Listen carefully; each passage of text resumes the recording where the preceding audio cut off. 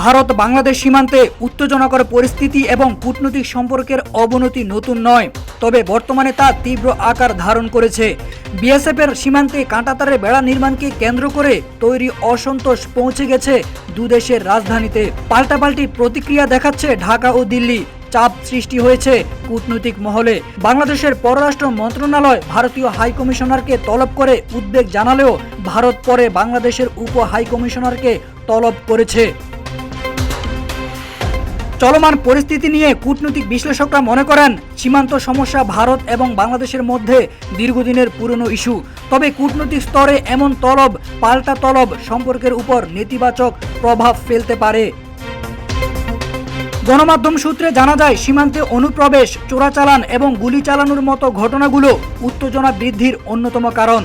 ঢাকায় নিযুক্ত ভারতীয় হাইকমিশনার প্রণয় ভার্মাকে তলব করে সীমান্তে সহিংসতা বন্ধ এবং উভয় দেশের যৌথ সীমান্ত ব্যবস্থাপনার প্রতি গুরুত্ব দেওয়ার আহ্বান জানানো হয়। এরপরই ভারত দিল্লিতে নিযুক্ত বাংলাদেশের উপ হাইকমিশনার নুরুল ইসলামকে তলব করে। ভারতের সংবাদ মাধ্যমের প্রতিবেদন অনুযায়ী ভারতের এই পদক্ষেপ মূলত বাংলাদেশের উদ্বেগের প্রতি জবাব। ভারত বাংলাদেশের এই ইস্যুতে সরব দেশের রাজনৈতিক নেতারাও বাংলাদেশের সীমান্তের 160 জায়গায় ভারতের কাঁটাতারের বেড়া নির্মাণের জন্য শেখ হাসিনাকে দায়ী করে। বিএনপির জ্যেষ্ঠ যুগ্ম মহাসচিব রুহুল কবির রিজভী বলেছেন, শেখ হাসিনা সুবিধা দেওয়ার কারণে আমাদের সার্বভৌমত্বকে দুর্বল করে 160 জায়গায় কাঁটাতারের বেড়া দিয়েছে ভারত। বাংলাদেশ নিয়ে ভারতীয় গণমাধ্যমের অপপ্রচার এবং সীমান্তে বিএসএফের নানা সহিংসতা বিষয়ে বিশেষজ্ঞরা মনে করছেন, ভারত বাংলাদেশকে নিয়ে যে অপপ্রচার চালাচ্ছে এটা বাংলাদেশকে নিয়ে আন্তর্জাতিক মহলে ভিন্ন একটি ভাবমূর্তির তৈরির অপচেষ্টা।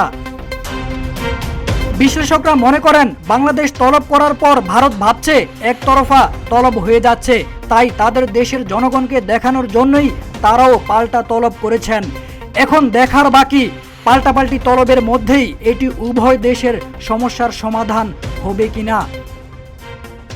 প্রতিবেশীদের মধ্যে বিদ্বেষ কারোর জন্যই ভালো নয় বলে মন্তব্য করে ভারতের সেনাবাহিনী প্রধান জেনারেল উপেন্দ্র দ্বিবেদী বলেছেন, বাংলাদেশের সঙ্গে আমাদের সীমান্ত আছে, আমরা প্রতিবেশী, আমাদের একসঙ্গে থাকতে হবে। কোনো ধরনের বিদ্বেষ আমাদের কারো স্বার্থের জন্যই ভালো হবে না বলে জানান তিনি। তারেক আজিজ খান, রূপালী বাংলাদেশ।